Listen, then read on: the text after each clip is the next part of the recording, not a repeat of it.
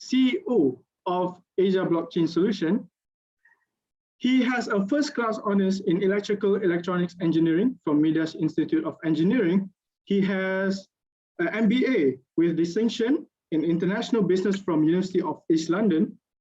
He is a certified Bitcoin expert from Blockchain Council California, and he's also the first Malaysian to graduate in Executive Blockchain Intensive and Executive Innovation from Draper University, Silicon Valley.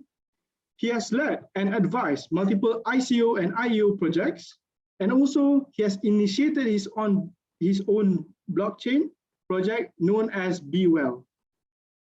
So now can everyone give applause to our speaker for today, Dr. John David. Hi, good evening to everyone. I hope you can see me well over there and hear me very well. Thank you so much for that, introduction. Truly appreciate that. And I truly honored to be here among the team from the APU. If you don't mind, can you give me the rights to be the co-host so that I can share the presentation slide, which I've actually specially prepared for this presentation tonight. Hi, Dr. John. Hi, good to see you. Vishnu, right? Vijay. Hi, Vijay. All right, sure. Good to see you. you. Dr. John, I'm unable to make you the co-host, but I've allowed you to share the screen. Can you try sharing the screen? No. You're not able to share the screen. Oh, okay. I'm able to do it now. Okay. All right, that's great. Okay, can you see my screen there? Yeah, we can see. Okay, great. Are we ready to start? Yes, definitely. Okay, great. Awesome. Let's move on then.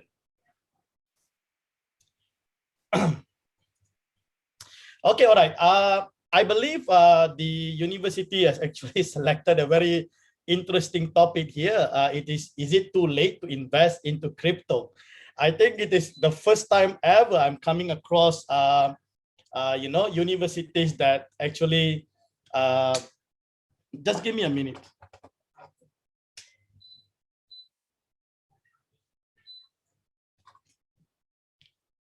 All right, universities that actually looking into this topic of investment, all right? Normally they will look into blockchain technology or some sort of technological related, but this is just interesting to be able to actually go through this whole presentation and show the team actually that you are actually at the right time here to invest into cryptocurrency.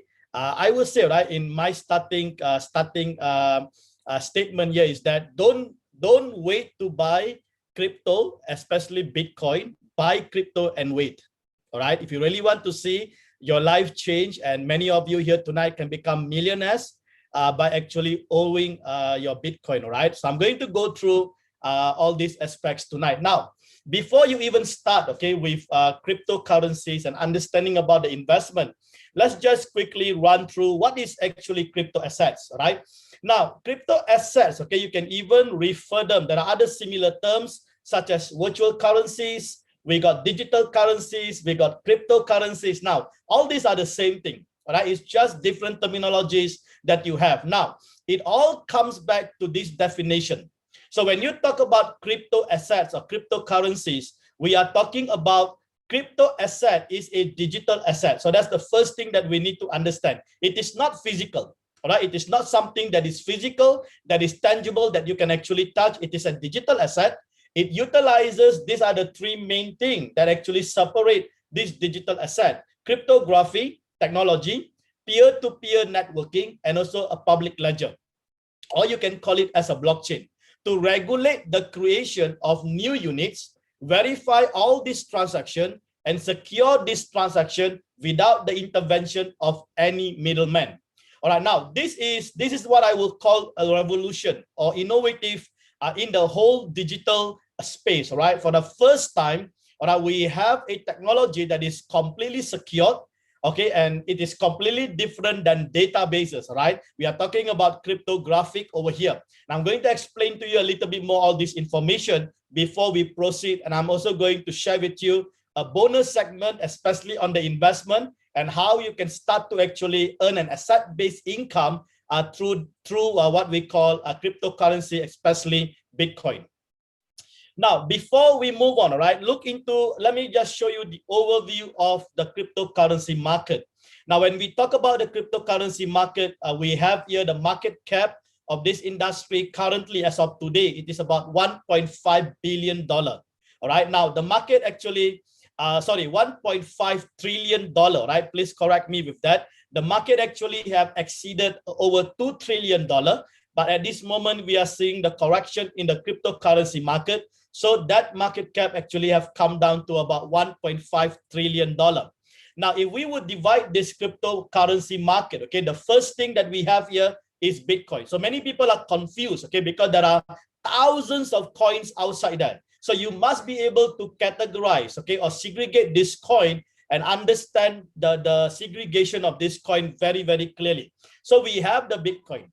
Now, a quick overview about Bitcoin. Bitcoin was incepted somewhere in October 2008. This is where Bitcoin white paper was actually released by an anonymous person or entity known as Satoshi Nakamoto. Now, no one knows whether is he a person or is he an entity. Some even think that Satoshi is actually Samsung, Toshiba, or Shimano. All right. So no one knows, because by 2010, he left the space and made this open source available for everyone, right? So Bitcoin is truly belongs to the people, all right? Belongs to the people. Now, Bitcoin is the mother of all coins, okay? That is the first thing you need to understand. And not only that, Bitcoin is gold 2.0. It is also a digital asset. Now, one of the powerful things about Bitcoin is that Bitcoin has a store of value, all right? Now, if you look back in 2010, one Bitcoin is basically around $1. Okay, I'm talking about USD here, right? $1. Today, one Bitcoin is close to about $36,000. But Bitcoin has already hit all-time high of $64,000. So just imagine, all right, if you own one Bitcoin or if you own 10 Bitcoin in 2010 at only $1, what would be your net worth by today? All right, can you see that? That is the power of store of value. Now, you might be thinking, wow, it is too late for me to get involved with Bitcoin now. It is not too late. We are still at the beginning of the beginning. Let me just repeat that once again. We are still at the beginning of the beginning. Why? By end of this year, we are projecting Bitcoin to hit $100,000. By 2023, we are projecting Bitcoin to hit $250,000. And by 2025, we are expecting Bitcoin to hit $1 million. Right? Can you see the potential of owning Bitcoin? Now, Bitcoin is basically a decentralized technology, right? It is a public ledger, so it is a decentralized blockchain. Bitcoin is the only decentralized blockchain. And because it is decentralized, the government, all right, are threatened with this technology because the government, the banking institutions are centralized. When you talk about centralization, you talk about control. Can you see that? They want to have control of your finance. They want to be able to control and understand your network, the movement of money that is taking place, and so on. But Bitcoin is decentralized. And that is the reason why the government or even the financial institution will never be happy if you are part of Bitcoin. All right. So, but Bitcoin is decentralized. It is a public ledger whereby anyone can actually get into the blockchain and refer to all the transactions taking place, but you don't have to worry because it is censorship resistant, which simply means all your transaction is anonymous. All right, no one knows. But if you have your fund in the bank, everyone, actually the banks, okay, will know your net worth. The government knows your net worth. They can even track all your transactions and so on. Now, please understand, Bitcoin is not just decentralized technology, it is also an open source. All right, it is an open source. It has been given to the people. Okay, you can actually get in. We can get developers. They can actually go in there and improve, and they can come up with another version of Bitcoin and so on. Now, the market capitalization of Bitcoin, okay, this is based as of yesterday, 9th of June, is about $654 billion. Just imagine that. And the market dominance of Bitcoin is about 46% compared to all the other coins. And please understand, all right, this is important statistic that you need to take note, that the maximum supply of Bitcoin is only 21 million. So there is fixed supply over here. All right, now if you look into fiat currency such as ringgit or even US dollar, the central bank can keep printing more and more money all right, and the more money they print, all right, what happens is that you're going to have an oversupply. Now, an oversupply is going to lead towards inflation. Now, that is the reason why, even if you are studying now, right? If you are studying now and you are thinking of becoming an engineer or lawyers or whatever, so let me tell you something. By the time you start to work and you start to earn, your purchasing power will be lesser and lesser. It is not because of your salary, but it is because of the inflationary situation. All right. So that is the reason why even you can have the best education, but because you are still having a job, okay, your income is fixed, but the inflationary rate is keep increasing every single year. All right. But Bitcoin, on the other hand, is deflationary. So Bitcoin actually restores your power back. So you have the purchasing power. That is the reason why you have to be very wise. All right. And at this moment, we are moving away from fiat into crypto, especially to Bitcoin. So the maximum supply is 21 million. So it is fixed supply. Right, and the total supply as of today, right, as of today is about 18.73 million. So that is about 89% of the supply of Bitcoin that's already been minted out. All right. Now, on the other hand, we have what we call an alternative coins. So these are the two components. Okay, when you talk about cryptocurrency, one is Bitcoin, the mother of all coins. Anything that is not Bitcoin is considered as alternative coins, or we call this as an altcoins. All right. Now there are about 10,000 over coins and tokens, okay, listed in the coin market cap. I've given you the source over there at the bottom. You can go and check it out. All right. And if you look at the total market dominance of alternate coins, that is about 56%, and that is about $846 billion. Now, we can break down further the alternative coin, and we have two more. Okay, these are basically the new trend in the cryptocurrency today. So we have DeFi. Okay, DeFi is a decentralized finance. So now if you look into the current banking is a centralized finance. All right, now because of crypto, now we have a decentralized finance whereby we do not need any middleman if we're going to transact through the decentralized finance. So everything that the bank is currently offering, okay, the centralized bank currently offering, it can be offered through a decentralized finance through cryptocurrency. So if you would apply for a loan, for example, through the bank, it has to go through a lot of procedures, right? But if you apply loan from the DeFi platform, you don't have to go through any of those processes. You can probably have your loan approved in a split second. All right. So now for the DeFi, we are using what we call a stable coin, such as USDT, DAI, and all the other things. All right. You can go and study about all these things. Now, the other aspects we have is the NFT token. Now, NFT are non-fungible tokens. These are memes. Okay. These are memes, and the young generation, especially Generation Z. Okay. These are the generation that are interested with a lot of these non-fungible tokens and so on. So this is just to give you an overview, right? I can't go through detail and drill down and dive through into each of those things because I don't think so this will be the right scope to do in this presentation, right? So you have to go in and study, or probably later on we have to do any other session to go deeper and understand the technologies and so on. Now, Bitcoin white paper is one of the most important events, okay, that actually took place in 31st October 2008. Now, please understand, 2008 is a very, very significant year. Why? Because in 2008, we have seen how centralized currency comes to an end. All right, we had the biggest financial crisis ever.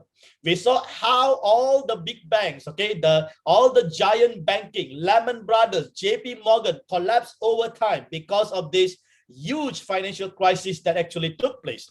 Now, at that moment, Satoshi Nakamoto has already prepared the white paper.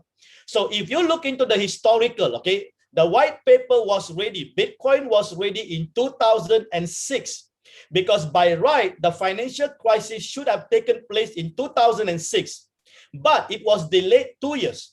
But Satoshi has already prepared the answer for the whole world in 2006. But in 2008, when this financial crisis happened, it was the opportune moment for Satoshi to release the white paper to the whole world.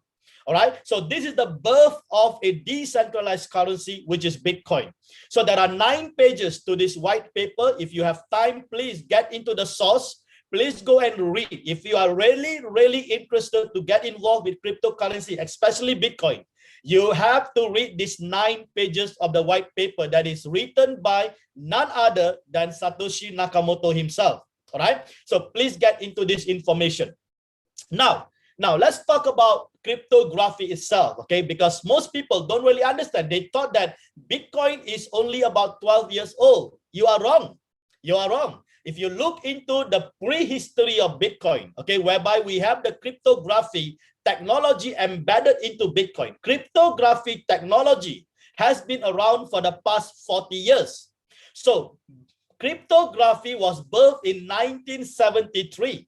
That's how powerful it is. So Bitcoin did not come out of the blue. It is not a fad. It is the result of 40 years of research, development, and demand. Now, what is cryptography all about? Now, cryptography is a crypto assets are powered by cryptography. This is the science of secure communication. Now, traditionally used to keep secrets from adversaries, such as communicating military commands during the wartime. Now, if you look, okay, during the wartime, okay, you can't be communicating using a walkie-talkie, or you can't be communicating using a handphone and so on, because those communication can be intercepted by the enemy. Now, the only way to communicate is basically to use cryptography technology.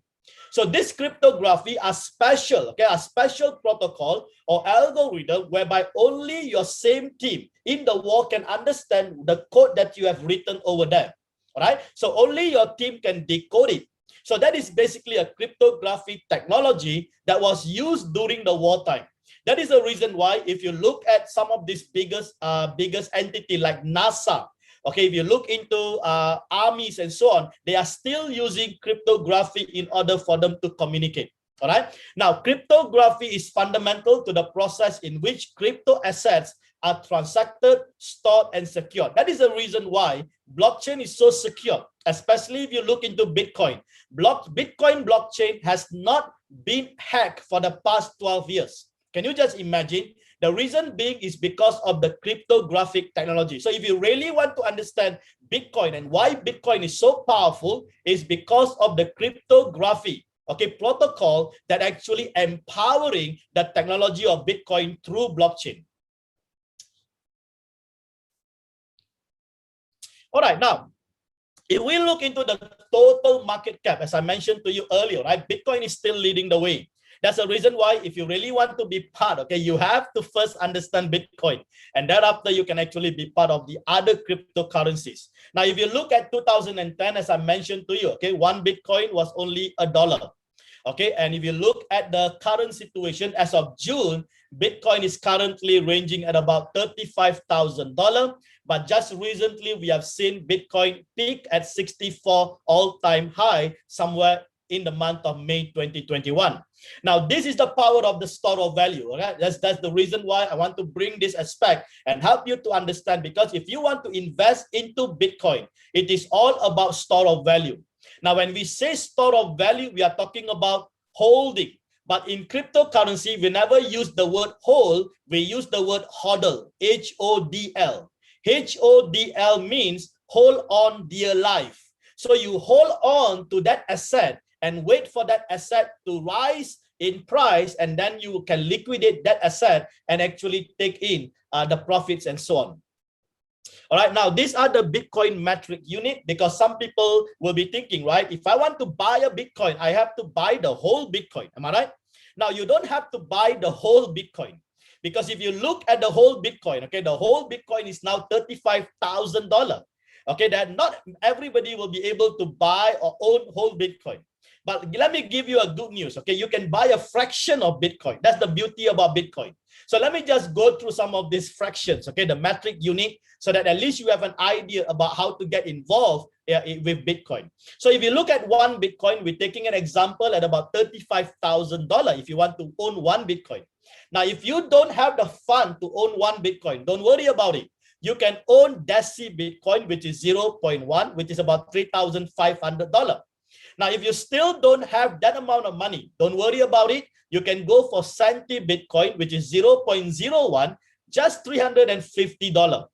If you still don't have that amount of money, you can go for the milli Bitcoin, which is 0.001 Bitcoin at about $35. And thereafter, you can go for a micro Bitcoin, which is $0.035. And finally, right? Finally, we will arrive at this stage whereby everybody will one day be actually proclaiming Satoshi. All right, because at that point of time, one Satoshi can even be $1,000. Can you just imagine if one Bitcoin becomes $1 million, what will be the value of one Satoshi? All right, so at 35,000, one Satoshi is only about 0.00335. So, but if Bitcoin price goes up to $1 million, what do you think will be the deci Bitcoin, centi Bitcoin, micro Bitcoin value will be? All right, so the day will come, all right, no one can own one Bitcoin. The day will come, everybody can actually own a Satoshi. All right, so every one of us actually are Satoshi at that period of time. All right, and this can happen very, very soon. I will believe probably less than 10 years, we could actually experience, people will start to actually call Satoshi more often. So this is a good news for you, okay, especially student. I'm going to show you later. It's a bonus. I'm going to give you a bonus tonight, all right, because I just love to see all of you are blessed. I'm going to show to you how you can buy a fraction and accumulate it every single month, and you can actually generate a profit of 20% or more, all right, every single month. Okay, I'm going to show you how to do that. Now, let's quickly look into the comparison between the fiat money and the cryptocurrency. Now, when I say fiat, I'm talking about money that is printed by the central bank. Okay, that is basically ringgit, US dollar, Japanese yen. All these are money that is printed by the central bank. All right, and then we have the cryptocurrency, which is a decentralized technology. Now, if we look into the comparison, okay, the fiat money are physical. All right, but cryptocurrencies are digital. Now, please understand the fiat, okay, the fiat industry is now moving into cashless. That's the reason why you can even see touch and go. A lot of different entities are now offering cashless transaction, and pandemic COVID has become one of the biggest excuses for people actually to go cashless, because they worry of those virus transactions that can actually transpire through the physical money and so on. Okay, so that is the reason why, okay, Bitcoin is the best, because you don't even have to actually transact it physically. Everything is done through digital. Now, fiat, please understand, in fiat, okay, the bank can actually print unlimited supply of money. This is the biggest problem that we are facing today. So the bank don't have to consult anyone. The bank think that they want to print money, they keep printing money. That's all. But who is affected? You and me are affected. So if you are holding fiat, you are the biggest loser, especially if you are savers. Savers, okay, if you are saving money in the bank, you are the biggest loser, because the same 100,000 that you have today in the bank, if you keep that for the next 10 or 20 years, your 100,000 will never remain 100,000 because of inflation. All right. So inflation is the legal way to steal from the citizen. So if you are still saving your money in the bank, I think you have to think twice. Sorry, I am from the financial institution, all right? So I understand how the fiat and the banking system works. So I never save my money in the bank, all right? I only have spendable money in the bank, but all my saving is in crypto. I have 2 kids. My son is 10 years old. My daughter is 9 years old. They have their own saving in crypto, in Bitcoin, all right? So I don't save their money in the bank for their future at all, because I don't believe in the financial system at all, all right? Now, if you look into cryptocurrency, it is a scarcity. It is a fixed supply. As I mentioned to you, Bitcoin is a fixed supply. It's only 21 million can ever exist. Now, fiat money is centralized. Okay, so you have these central banks that are controlling it, every single thing, whereas the cryptocurrency is decentralized. Even if it is a decentralized, there is a consensus network. Okay, this network, we call them as miners. The miners are the one who basically ensures the consensus. So there always must be a 51% consensus for every transaction that is taking place in order to approve that transaction. Can you see that? Now, in a centralized system, you do not need any kind of consensus. All right, anyone can make a decision, especially the central bank can decide what they want to do. No one knows what is really going on, right? Now, fiat money is issued by government, whereby cryptocurrency such as Bitcoin is a mathematical protocol, all right? It can only be minted by the miners. Okay, I'm just referring to Bitcoin at this moment. And this is done through what we call a mining, okay, which I will explain to you very, very shortly. Now, the value, okay, is decided by the market and also regulation. So in the fiat money, right, there is a lot of this elite, okay, that actually will actually control the market, okay, control the market. So those who have the highest amount of money in their hand, they can actually move the market around. That's the why you can see the elite, the richest person in the world, they actually own the bank. Okay, if you look at Warren Buffett, you look at Bill Gates and so on, actually they own those banks. Okay, they are the one that actually the movers of those currencies. Now, if you look into the cryptocurrency, it is 100% based on supply and demand. And there's no such thing as you can keep producing more and more in order to please any single person, all right? It is based on supply and demand, and everyone have the right and the chance to be part of this industry. Now, please understand, this is one of the biggest things, okay, that you have to really understand is that fiat money is an inflationary, okay, whereby the buying power decreases over time. So that is the reason why, okay, the longer we live, the poorer we become, because our purchasing power, okay. Now, in cryptocurrency, we call basically it is a deflationary mode. All right, so your buying power increases over time. Now, let me just show to you quickly, okay, the comparison between these two. So if you look, okay, at the money, you even just go and ask your parents or your grandparents, right? They will tell you exactly, okay, 20 cents, probably they can buy a nasi lemak 10 or 20 years ago. Today, 20 cents, you can't even buy a nasi lemak. Am I right? So you can see how in the inflationary system, your buying power decreases over time. Okay, so you become poorer and poorer by living in that inflationary system. But if you look into Bitcoin itself, Bitcoin value is increasing because of the store of value. All right, so it is a deflationary, and it actually basically restores back your power. So Bitcoin, okay, or cryptocurrency restores back your power, but on the other hand, fiat currency actually decreases your purchasing power. So if I would ask you tonight, okay, if I would give you an option by understanding this, just a simple concept here, if I would give you an option between the fiat and the cryptocurrency, which one will you choose? Awesome, let's go on. Now, this is the comparison, okay? You can see this is basically how the money, or we call this as a remittance, okay? If you look at that, if you want to send money to anyone in any part of the world, you have to go to the bank, you fill up the TT form, telegraphic transfer, and then you have this middleman. Can you see that? These are all the middlemen that are actually making the bucks, all right? Now, the middleman, it will go through the middleman, and this middleman has positioned themselves for hundreds of years. All right, so all the banks, they have to transact through this middleman, and thereafter it will arrive at your recipient bank in overseas, and then your family members can actually get to the bank and claim this money. Now, please understand, the remittance industry is a $500 billion industry, all right, annual industry. And just imagine when Bitcoin comes into place, Bitcoin actually eliminates this middleman completely. Today, I can send Bitcoin, I can send money in the form of Bitcoin to anyone in any part of the world without going through the middleman. Now, let me ask you, will this middleman get angry with Bitcoin? Absolutely, right? Because Bitcoin is now threatening their position. So instead of you giving all the fees to this middleman and making this middleman richer and richer, now just imagine Bitcoin solved this problem by now putting back that money into your pocket. That is a $500 billion. So that is the reason why today you and I can become richer, because we can save on all these transaction costs. So in a nutshell, okay, Bitcoin is freedom. All right, so you have the freedom to decide what you want to do with your own money. You don't have to go to the bank and ask permission what to do with your money, and they have to approve for your transaction. I don't understand what is going on. It is my money, but now I cannot make a decision because that money belongs to the government, because the government is the one who is printing that money.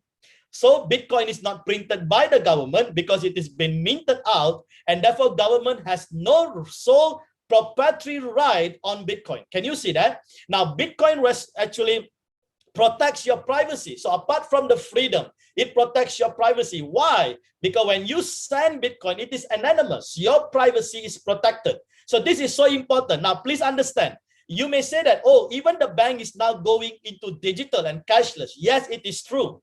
But although the bank is going digital, the bank have your biggest asset, which is your privacy, because you still have to do KYC, know your customer. You have to do verification. You have to give your name. You have to give your addresses. Every single information about your life, even your parents and grandparents, you have to give those information to them. So there is no privacy. But in Bitcoin, when you actually set your own wallet, when you set up your own decentralized wallet, okay, those decentralized wallet does not ask you for any information. So that is the reason why your transactions are protected and your network is completely protected. And this is what we call censorship resistance. All right. And last but not least, rights. Okay, you don't have to ask permission. You have the right to decide what you want to do with your own money. Can you see that? And you can be transferring or sending this money to anyone in any part of the world without going through the intermediaries, and it can be done almost instant. Isn't that awesome? All right. So if there's anything you need to know tonight about Bitcoin, Bitcoin is freedom. Bitcoin restores, Bitcoin protects your privacy, and Bitcoin restores your right. Okay, let me just quickly go through this video, right? Just watch this video. It's just a 3 minutes video, and thereafter I will proceed with the presentation. So what is Bitcoin? Bitcoin is a revolutionary technology that enables a new way to send payments over the internet. You can think of it as an open accounting system where thousands of computers all over the world work together to track ownership of digital tokens called Bitcoins. When you send someone Bitcoins, the transaction is broadcast to the entire network. After it's verified, it's recorded in a public ledger called the blockchain. The blockchain contains a record of every Bitcoin transaction that has occurred since the system began, and it's shared and maintained on the network, so everyone keeps the books, so to speak. Most currencies are issued by a central authority that controls the money supply. Bitcoin is a peer-to-peer system, so there is no central authority. Instead, Bitcoins are issued to users who help process transactions in the network. This is known as Bitcoin mining. Bitcoin miners are specialized computers that do the work required to verify and record transactions in the blockchain. As a reward for their work, the miners earn Bitcoins, and this is how new Bitcoins are released into circulation. The system is programmed so that only 21 million Bitcoins will ever exist, and as time goes by, the mining reward decreases. The result is a predictable supply that's governed by scarcity, making Bitcoin somewhat like a digital gold. It's the first currency of the internet, and everyone is free to use it. With Bitcoin, you can send any amount of money to anyone, anywhere in the world, as easily as sending an email. All right, that's great. Now let's just move on. So what is Bitcoin?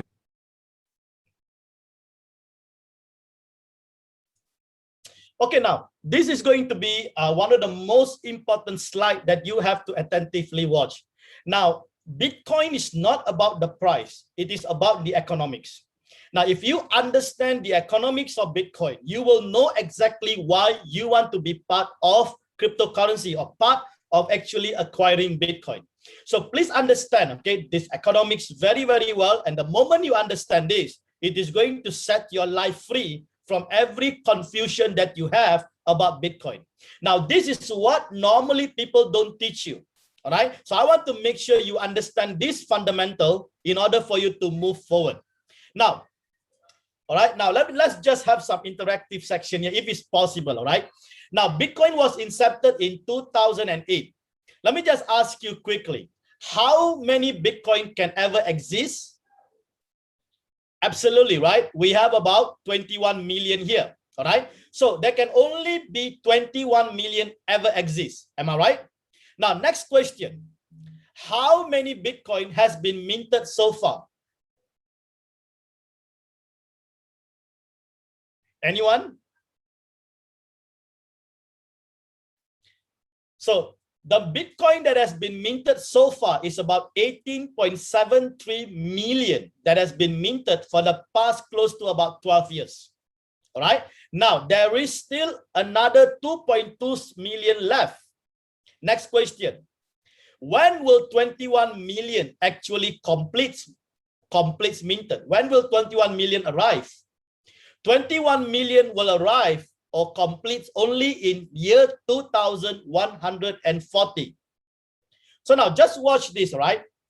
For the past close to 12 years, 18.73 million Bitcoin has been already minted.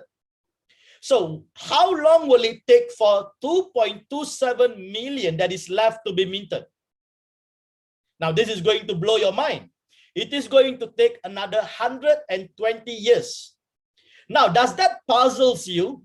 How can 18 over millions is minted in 12 years and the remaining 2.27 is going to take 120 years? Now, this is what it meant by Bitcoin economics. Let me explain it to you.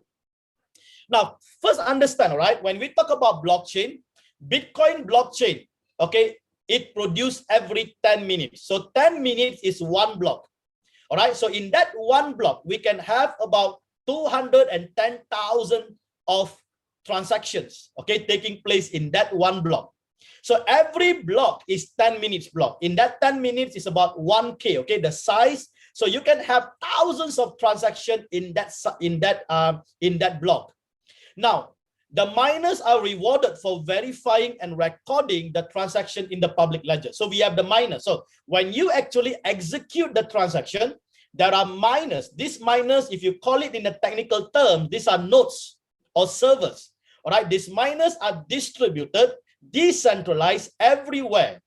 All right, so that is the reason why even if the government go after one miner, it doesn't affect the whole network, because we have 20 to 30,000 networks of miners all over the world. Now, halving takes place every 4 years. Okay, halving 4 years. Now, what do I mean by halving? Halving means in Bitcoin, the supply, okay, will be halved every 4 years. Let me explain to you how it works.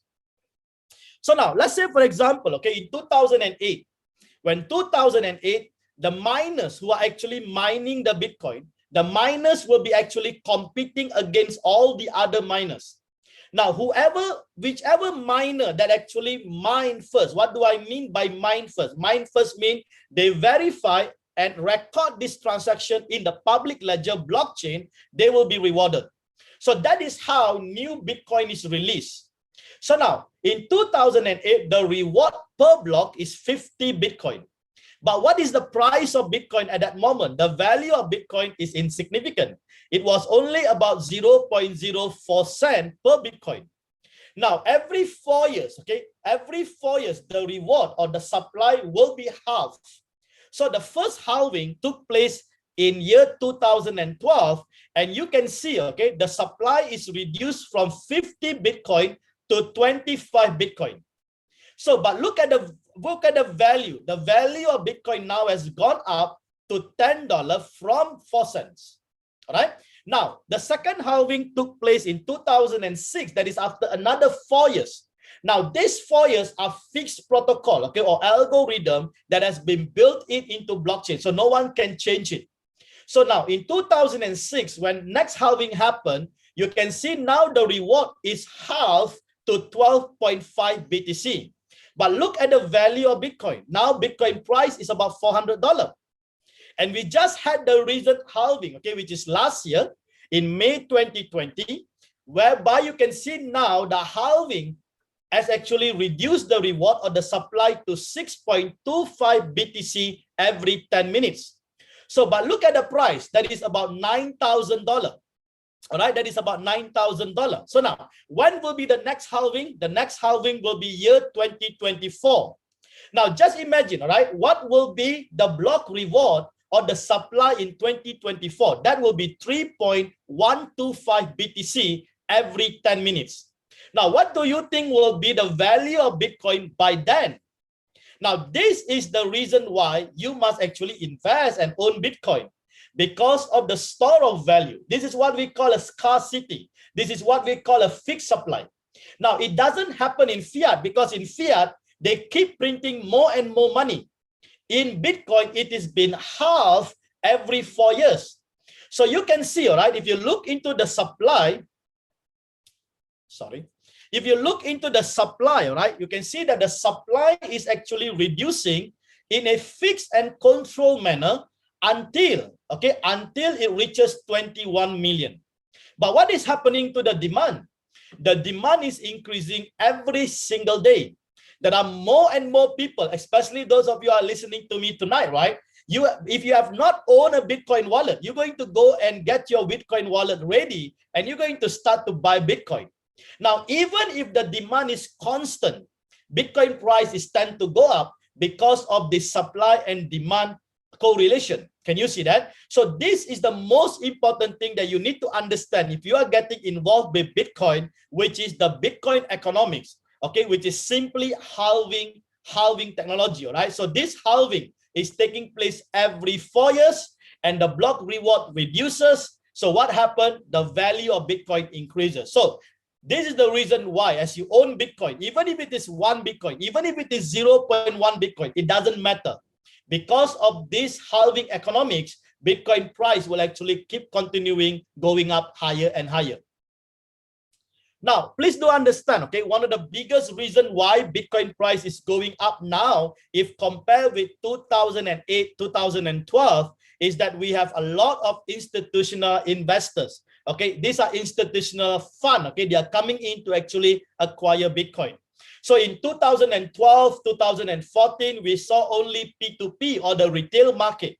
But now the institutions are in, especially the big entity, all right? The big American companies are in. So we have MicroStrategy, we have JP Morgan, we have Square. PayPal is already now offering Bitcoin, okay? You can buy things using Bitcoin through PayPal and so on. We have Tesla.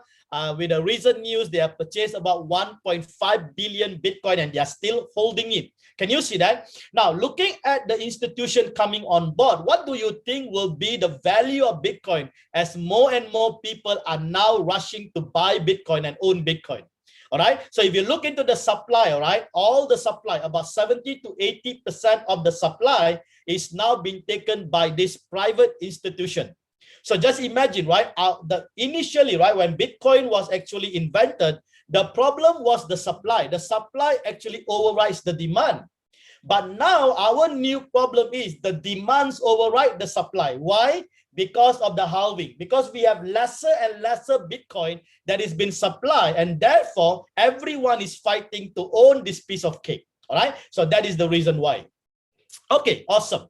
Now, I think I will stop here for a while before I proceed, because the next section, the next segment, I'm going to show to you how you're going to actually generate income, okay, by applying one powerful method that I'm going to share with you. It's just a bonus presentation so that I can help you to get involved with Bitcoin. Now, I would like to stop here first. If there's any questions, any clarification before I proceed further. Let me hand it back to our MC for tonight, our host. Please do take it away from here. Right. I think it is good probably to get some feedback and some clarification before I proceed, or else it will be too overwhelming for the team. Yeah, thank you so much, Doctor. So now we can have like a Q&A session. You guys can raise up your hands, or you guys have any questions, you can ask to our guest speaker yourself. So can we start? Anyone has a question? All right, yes, Jasmine Chu, you can unmute your mic or type. Okay, I do have a question here. So Sure. I understand that data mining is a math-based system to generate new coins, right? But I've seen on internet that people are using a data mining hardware to do it. So how does it work exactly? Yeah, that is actually a very brilliant question. Thank you so much for asking that question. But first of all right, I will not advise any of you to go on and do your own mining. Although, yes, you can own your own nodes. Actually, that is what called a nodes. You can own your own mining machine and you can actually mine at home if you want to. But in terms of the cost benefit analysis, all right, it is not cost beneficial. for you to do your own mining. Now, please understand, right? 65% of the mining pool or the mining power in the world is in China. Now, all this mining are basically like a huge, gigantic factory, and they have huge number of machines, okay, that are running it like a manufacturing. And they are always located where the rivers are, where there is hydroelectric plant, because they take the excess power from that hydroelectric and they need water because they have to cool down the whole system. All right. So now it requires a lot of cost to do it. Now, if you're just thinking of buying one machine, just one machine and put at your home, it is not going to be cost effective. Now, even in Malaysia, right? If you look at Malaysia, there are few of those shop lots, okay, been raided by the authorities, especially TNB and also the police, because the reason being is very simple. You can do that, but they are tapping the power illegally. So they actually are tapping the power illegally. It doesn't go through the meter. If it really goes through the meter, they will not be able to pay the electric costs. And that is the reason why a lot of these miners in Malaysia, when they use the shop lots, right, they've been raided and so on. So it is actually an illegal way of doing things. Okay, don't ever get into that. So the best way, I think, for you, right, for you, if you really want to get involved, just set up a wallet and try to acquire Bitcoin. How do you acquire? If you have capital, you have money, you can buy. All right. If you don't have the money, then I will teach you how to do a saving-based income shortly. Okay, after this questionnaires. And the third way is that you can invest. Okay, probably I will show you later on how you can invest and have a robot that actually will be trading for you automatically without you trading. And that robot can probably generate some Bitcoin or some cryptocurrencies for you, and that will be awesome, right? Probably with a very, very small fund that you have, you can actually get the robot to actually trade for you. So I will show you that how to go about it, okay? Jasmine, I hope I answer your question. All right, Doctor, there is one question at the chat. How does ransomware affect Bitcoin, and would it affect us directly as investors? Because currently Bitcoin has faced this issue and has given 11 million in Bitcoin to fix the issue. Okay, all right. First of all, please understand, okay, blockchain itself cannot be hacked. All right, let me just clear that. So blockchain itself cannot be hacked. So if you have a blockchain wallet in your phone, all right, I'm talking about blockchain decentralized wallet, okay? So decentralized wallet are basically example, Coinomi wallet, Exodus wallet, Trust wallet. Now, if you are using a wallet in the exchange, like example in Remittance or Binance or Luno, all right, these are all centralized wallet. These are not decentralized wallet. Now, a centralized wallet is prone to attacks or hacking, not a decentralized. So I have millions of Bitcoin here in my wallet since 2014. It has not been hacked so far because this is a decentralized wallet. When I say decentralized, mean you have the private key. All right, you have the private key. Centralized exchanges, no private key. So please understand that. But I can't cover that now because these are all security and privacy. But let me go to the ransomware. So the ransomware here is not an attack on the blockchain. The ransomware here is an attack on the company or the company's IT system. All right, so anyone can get into an IT system of any company because remember, an IT systems are centralized databases. So someone who wants to attack that company and they know that if that company has a huge amount of money, they can attack this company. Now, when they attack this company, they hack this company, they jam the whole system, okay, through this ransomware, right? So what happened now? Now they will basically ask for a ransom. So they ask for the company to release Bitcoin to them, and thereafter they will then release the hack and release the ransomware so that the company can operate as usual. So please understand, okay, there is a difference between the ransomware that actually attacks the centralized system of the company, not the blockchain itself. So if the owner, right, if the owner has Bitcoin, let's say the owner has a Bitcoin in his wallet is not attacked. Only that system in the company is attacked, but the owner has no choice now. He has to send his Bitcoin to pay the ransom in order for that ransomware to be actually eliminated from the system so that the company can continue to operate. Now, because when you talk about technology, right, please understand, okay, there is no such thing as hacker-proof, all right? There's no such thing, all right? But at this moment, blockchain is one of the best. It is actually an hacker-proof. The reason being is very simple. Now, please understand, every block is created 10 minutes, all right? Now, for someone to hack a blockchain, they need a computing power above 10 minutes. But before they can even actually hack it, another block is created. Before they hack it, another block is created because every block is using a supercomputing power of 10 minutes. So now the hacker has to go back again to the first block in order to actually hack once again, and it cannot happen because no hacker at this moment of technology have this kind of supercomputing power that exceeds the Bitcoin supercomputing power. All right. So, Rai Wong, I hope I answered that question well. Okay. So, ransomware can still continue. So, the institution, even if the ransomware happened for APU, for example, if you don't have a proper security or privacy layers in place, you can be vulnerable to any kind of hack. So if you are hacked, then if the hacker is asking you for the ransom, you got no choice, right? You have to go and buy Bitcoin and give that Bitcoin to the hacker. Then the hacker will then release that ransom, and then you can operate as usual. All right. So I hope that answers your question. Okay, next question. What do we have? Yeah, next question. Thank you, Ren, for that question. So next question from Harris. Good evening. Once Elon Musk did an announcement about Dogecoin, why did Bitcoin market price bearish? Okay, awesome. Great question to ask. Okay, so we saw, right, a Bitcoin price, what, about 64,000, and then Elon Musk actually made a statement about Bitcoin is actually non-energy efficient, right? Now, please understand, okay, first thing first is this. Elon Musk is a newbie when it comes to cryptocurrency. He has just probably less than 1 year experience in this whole industry, all right? So he might, as an entrepreneur, right, he should actually take more responsibility before even he actually type things in the Twitter or even say anything, because that is going to jeopardize the crypto market. But nevertheless, okay, because anyone with those kind of credibility as a billionaire say something, right, everybody will listen, right? Because people buy the news. Okay, so please understand that.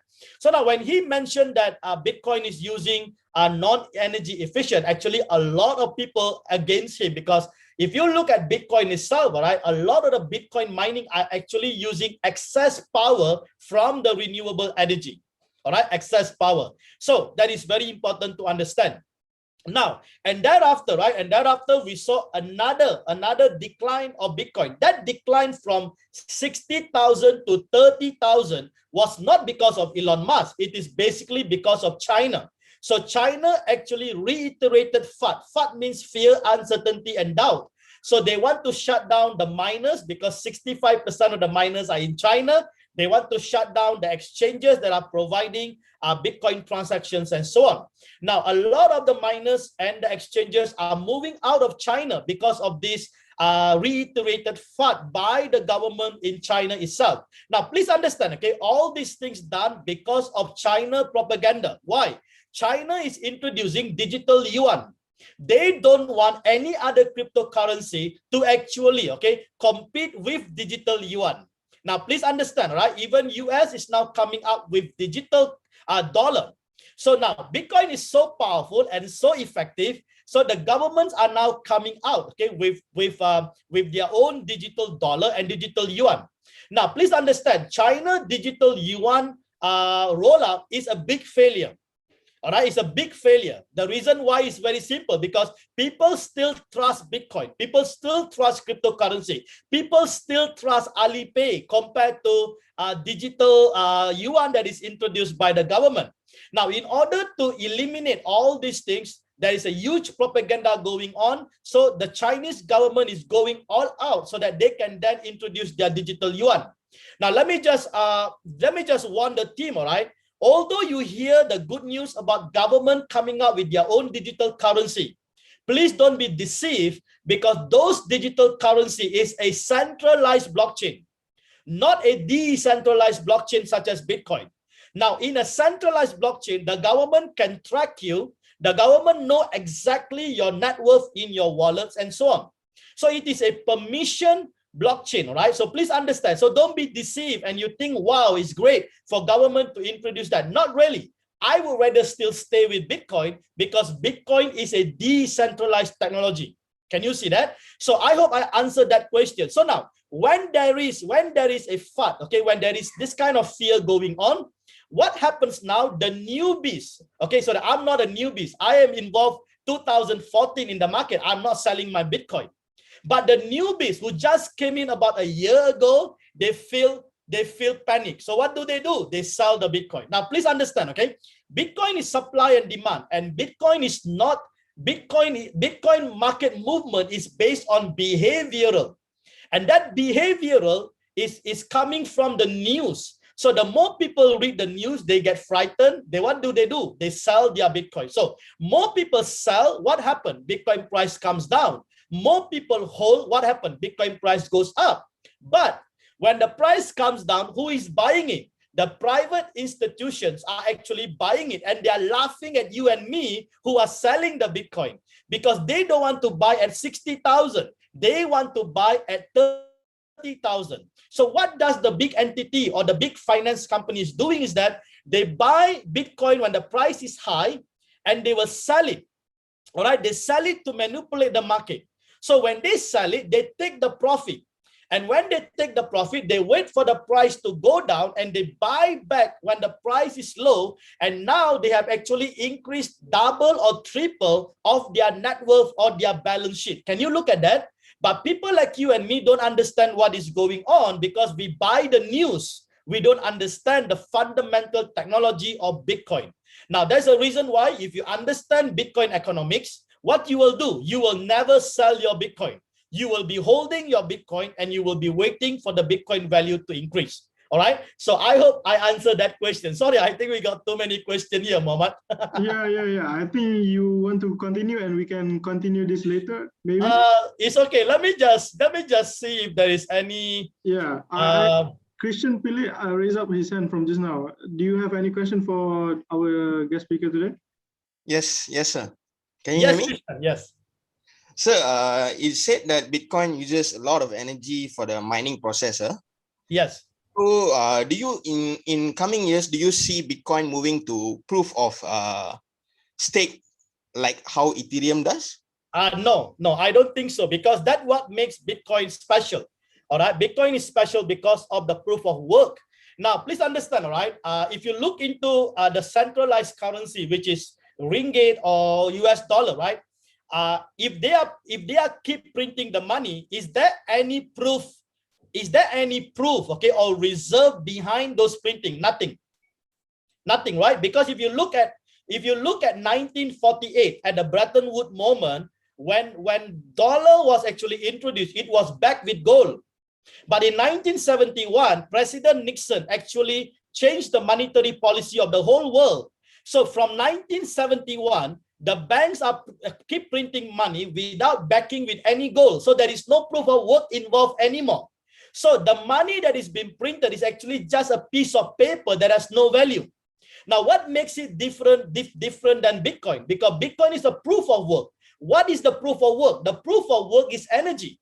Can you see that? Energy in kilowatt hours is the proof of work. So that is the reason why Bitcoin has so much of value, because there is a proof of work. Now, if you look into Ethereum, for example, okay, Ethereum is now moving into proof of stake. Now, if you have a proof of stake, it is good, but the more people who have the stake, they can control the market. But in proof of work, you can control the market because it is not a proof of stake. Can you see that? So that is very important. Now, the propaganda about the energy efficient is actually a propaganda, okay, in order to create a negative narrative so that people will now feel Bitcoin is not environmental. That's all. But if you look exactly and study, okay, probably I will see if I can send some link from the Cambridge that has been studied, okay. The highest usage of energy is actually the banking sector, all right. It's actually the gold mining industry. and followed by the banking sectors, and then followed by Bitcoin itself. But please understand, 60 to 70% of Bitcoin production is still renewable energy, because they are only taking the excess power. So just imagine, all right, this hydroelectric plant in China, okay, they have excess power. If there is no mining, this excess power is going to be lost forever. But the mining companies are actually tapping this excess power and then converting it into a value base, which is Bitcoin. Isn't that awesome? Okay, now in saying that, a lot of the miners now are moving into renewable, especially miners in Texas, miners in Colorado. So a lot of the Texas are now tapping upon renewable energies and so on. So I believe that this is going to give a whole new narrative for the whole industry, and more people definitely going to get excited with what is really going to take place. I hope I answered that question. Krishnan, thank you for asking that question. All right, I think we should wait for pause first. There's a lot of questions, so I think. All right, let's move on. Let's move on, yeah, because I think the next session, okay, will be a very significant teaching. All right.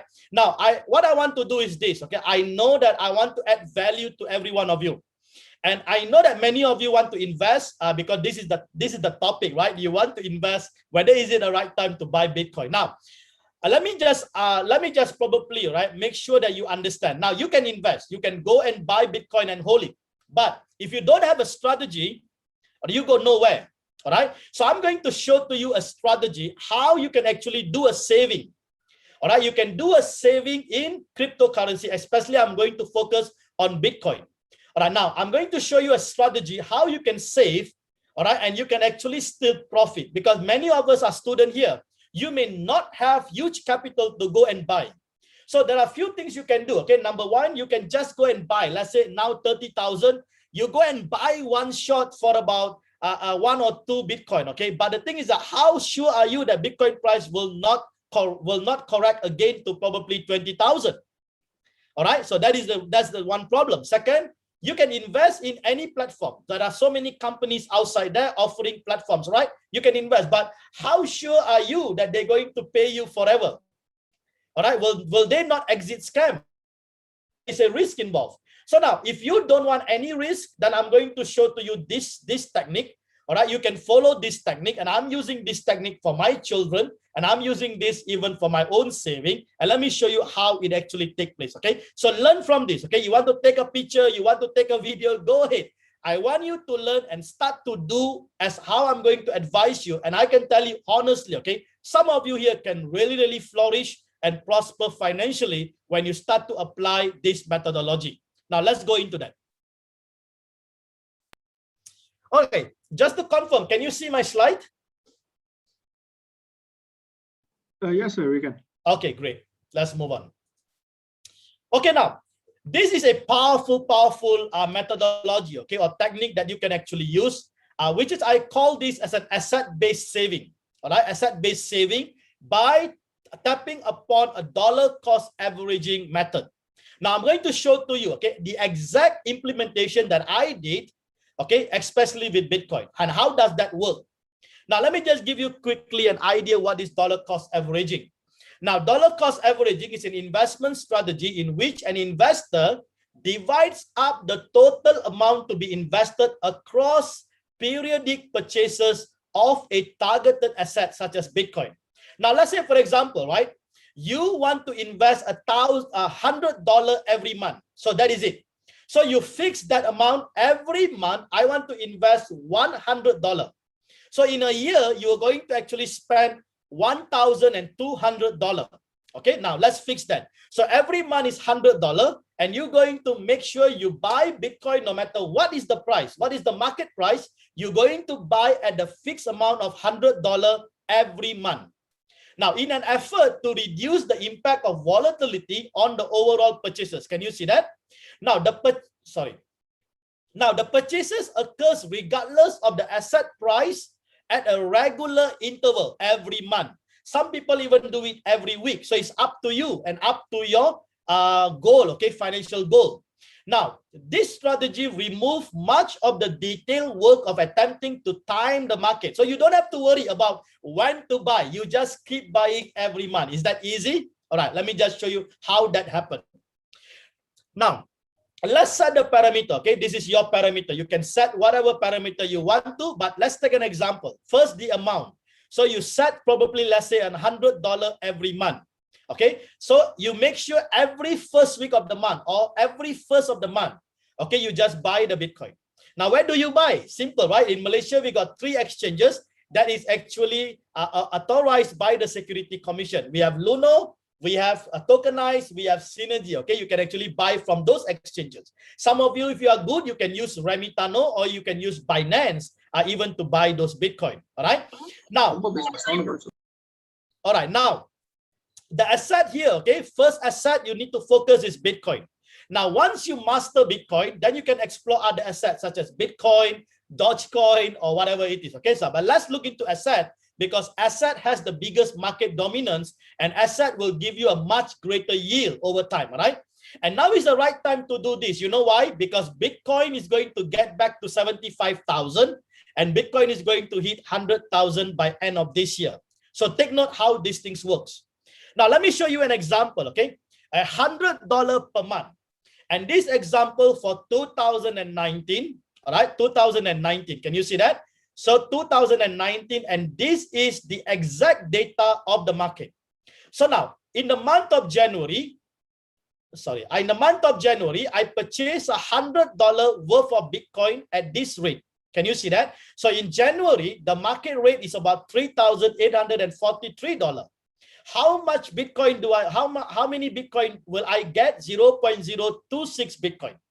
Now, if I do that every month, just 100, can you see that? I fix 100. At the end of that month, at that 12 month, I will have a total of 0.2 Bitcoin. Now, this is an asset now sitting in my Bitcoin wallet.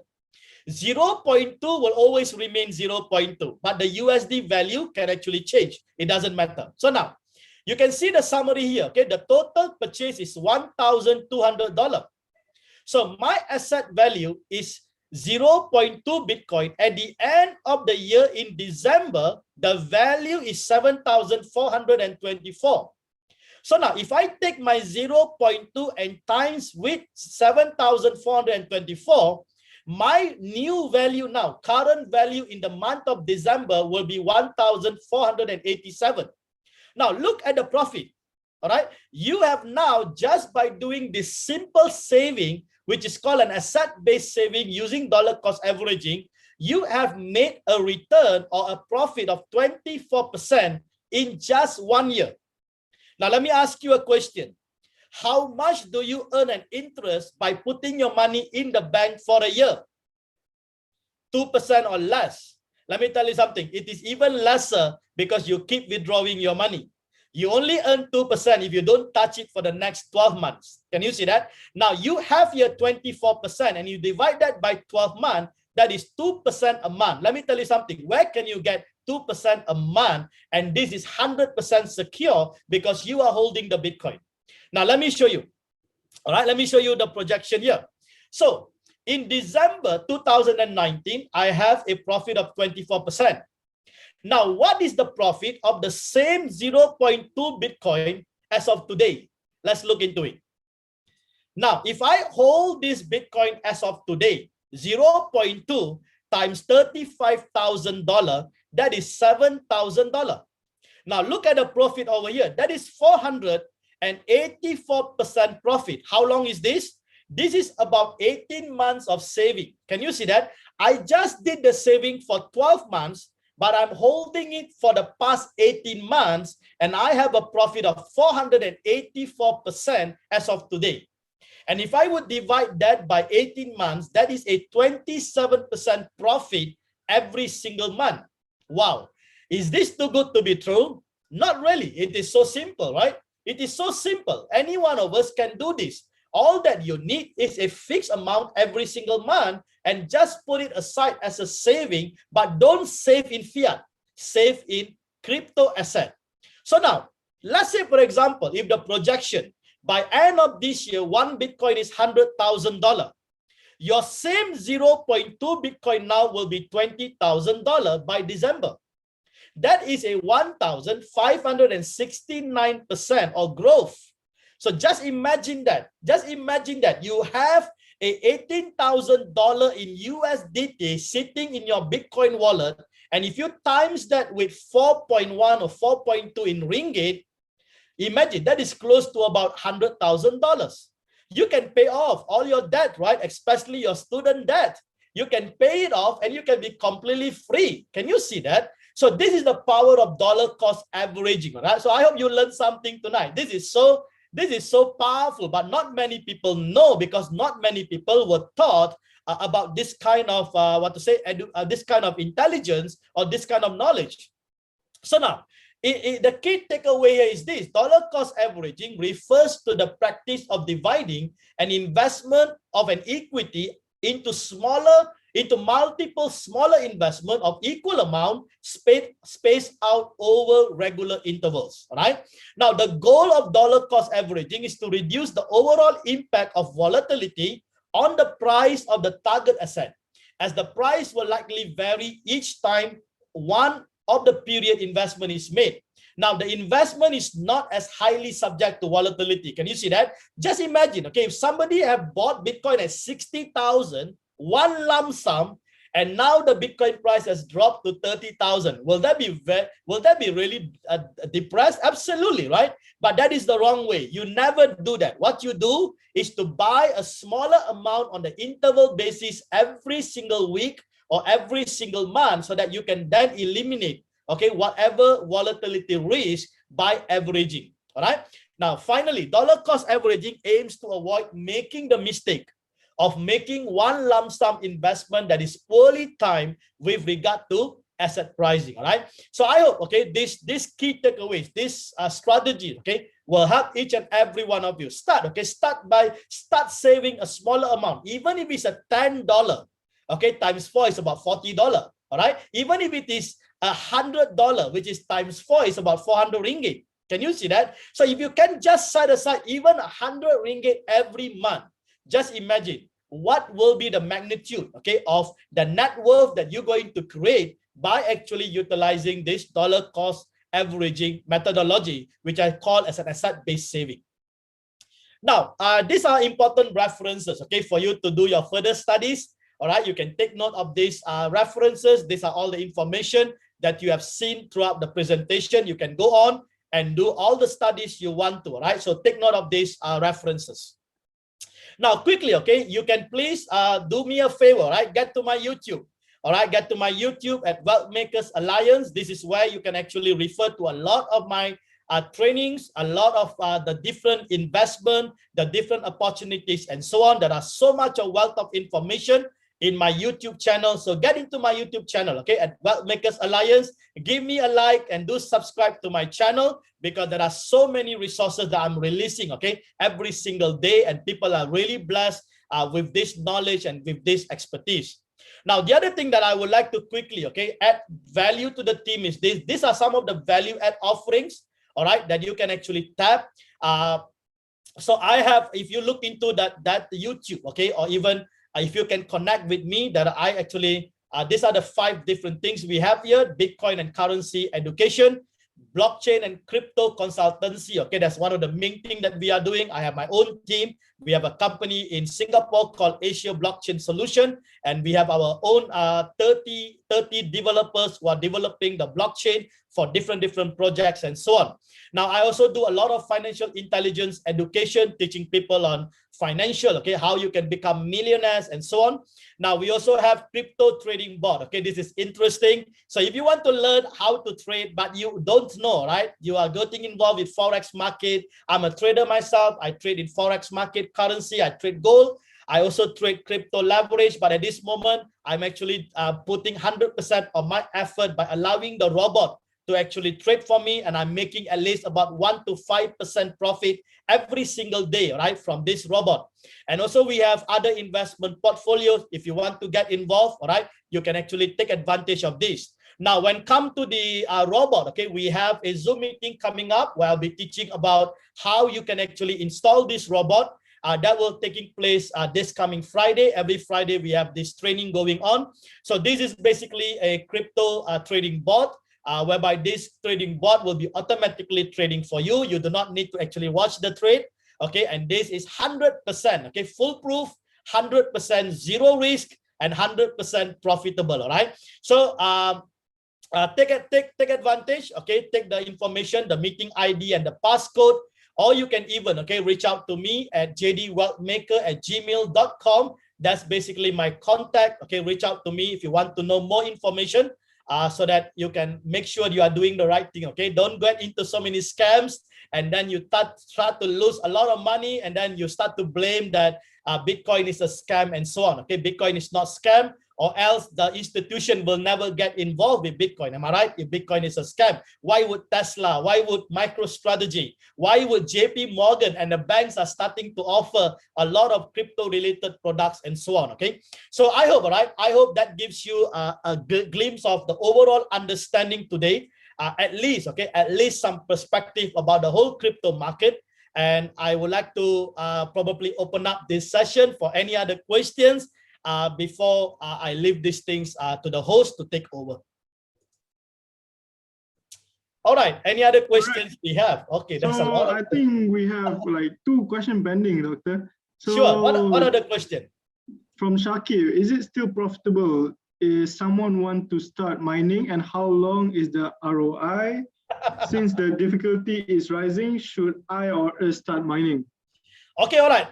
If you ask me, okay, this is my personal opinion. Better don't do any mining. All right. Now, if you look into the cost-benefit analysis, all right, actually, I have the whole cost-benefit analysis. If you ask me, okay, basically, all right, the mining difficulties increases every 2 weeks. Every 2 weeks. Okay. Now, if you want to buy the equipment, you have to buy from China. By the time that equipment, or you go to Amazon and so on, I would say don't buy from those places, because they are selling you the old terabytes, okay, which is no longer efficient anymore. So why are you buying those kind of equipment? Because you don't understand, right? You don't really know the industry. So don't get into it, okay? If you really want to buy, you buy from the supplier from China. But the problem is that if you buy from the supplier, there is a waiting time at least about 3 to 6 months. So now when you do the ROI calculation, right, cost benefit analysis, you are doing the cost benefit analysis now, but the equipment will arrive in 6 months. By the time the equipment arrives, your cost benefit or your ROI will no longer be relevant. So you might already lost, okay? You might already lost. So if you think you can recover in 6 months, now you might have to recover in 12 months or 18 months. So it is not really cost benefit, okay, to do so. Okay, so I hope that gives you some idea. But if you really want to go ahead and try as an education, as a research and development, you can do that. But with one mining machine, if you want to talk about profitability, I don't really advise you to do so. Okay, because at this moment the price of Bitcoin is going up too fast. It is too volatile for you to actually be in the mining space itself. All right. So I hope that answers your question. Let's move on. Thank you, Doctor. Next question from Nick Idrus. Can you give your opinion about XRP? Do you think demand will increase from institution and central banks after the SEC lawsuit, since they might be used for bridge currency? Okay, all right. My personal opinion. Now, please understand, this is just my personal opinion. I am against banking, and XRP is actually basically related to banking.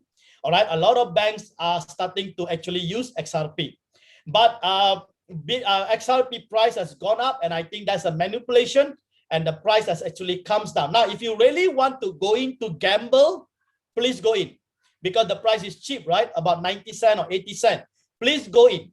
But I believe SEC can't do much with XRP, because a lot of the financial institutions are already involved with XRP. All right, so the trend will be basically XRP price definitely will go up. But if you ask me, you want to gamble, you can go in and gamble. Same with the Dogecoin. Okay, with the Dogecoin is the same, but Dogecoin is a little bit different because of the adoption that is taking place. More and more community are starting to accept Dogecoin. So you can, but if you ask me, those are just gamble, because the most important thing, right, you need to understand the value, the tokenomics, okay, the economics behind those tokens or those coins. What are those economics? And are you looking at short term, or are you looking at the long term? Okay, those are important things. So you need to really study the economics, okay, the economics or the tokenomics of those tokens or the coin before you even get involved, whether you want to acquire those coins or not. Okay, so XRP for me is a gamble. If you want to gamble, you can go ahead. All right, if you have the money, why not, right? If you have $1,000 and you want to buy XRP, go and buy. And when the XRP price goes up to probably $2 or $3, all right, you sell it and take the profit and then focus on other things. All right, that's how it works basically in the investment, right? Because investment is all about profiting. So if you know how to profit, go in there, take advantage of it, and come out as soon as possible. Don't stay in it too long, okay? If you stay in it too long, that's where the problem starts to happen, all right? So I hope I answered that question. All right, any other question? All right, I think that's all. Anyone has any question that can raise up? All right, I think they're typing, or I think, is that all for questions? If that's all, I think we can end the session here. Thank you so much, Doctor, for giving an insightful talk to our fellow friends and also our family members that joined this call tonight. I think your talk is very, very amazing. I think people is gonna invest after this, after your talk. So one request, I think we should all take a picture just for memories and also for educational purposes. Sure. Yeah, can I have my crew members to open their camera and we take picture with our guest speaker, Dr. John David.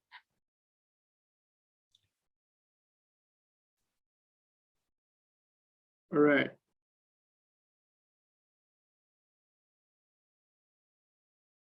Yeah, is that everyone? I think we've got a few more. Yeah, we'll wait for. If everyone already opened, Vijay, can you take the screenshot? All right, sure. All right.